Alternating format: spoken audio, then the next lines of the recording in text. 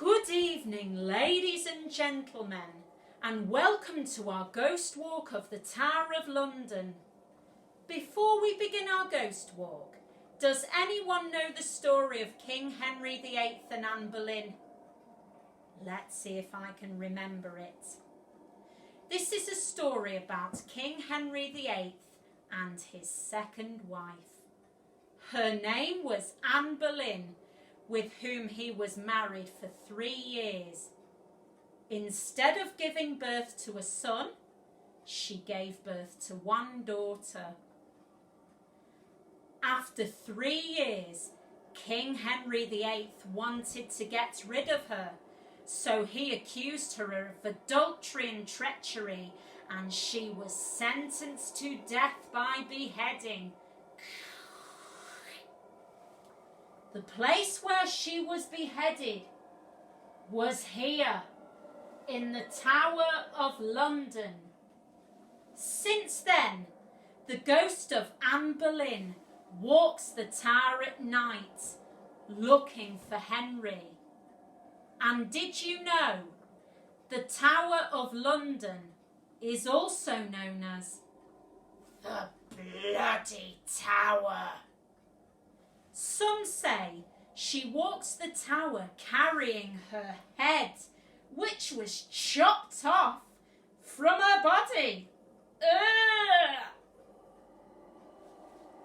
As we walk the tower at night in the dark, I shall sing a song. If anyone sees the ghost of Anne Boleyn, please be quiet, as any noise will scare her away. On the other hand, she loves my singing, and her head smiles along with it. In the Tower of London, large as life, the ghost of Anne Boleyn walks, they declare. Poor Anne Boleyn was once King Henry's wife, until he made the headsman bob her hair. Ah, yes, he did her wrong long years ago, and she comes up at night to tell him so, with her head tucked underneath her arm. She walks the bloody tower, with her head tucked underneath her arm at the midnight hour. She's gone to hunt King Henry, she's given him what for. By Jove, she's going to tell him off, she's feeling very sore. And just in case the headsman wants to give her an encore, she has her head tucked underneath her arm, with her head tucked underneath her arm. She walks the bloody tower, with her head tucked underneath her arm at the midnight hour. Some sentries think that it's a football that she carries in, and when they heard enough they shout, "Is Army going to win?"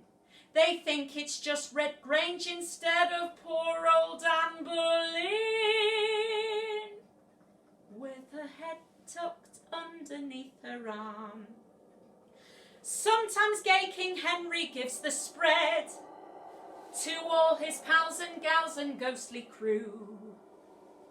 The headsman carves the joint and cuts the bread. Then in comes Anne Boleyn to queer the do. She holds her head up high with a wild war whoop. King Henry cries, "Don't drop it in the soup!"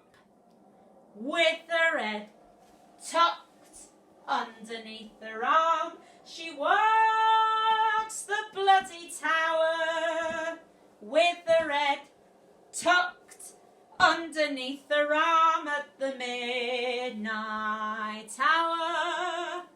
One night she called King Henry, he was in the canteen bar. Said he, "Are you Jane Seymour, Anne Boleyn, or Catherine Parr? How the sweet Anne Perryman do I know who you are?"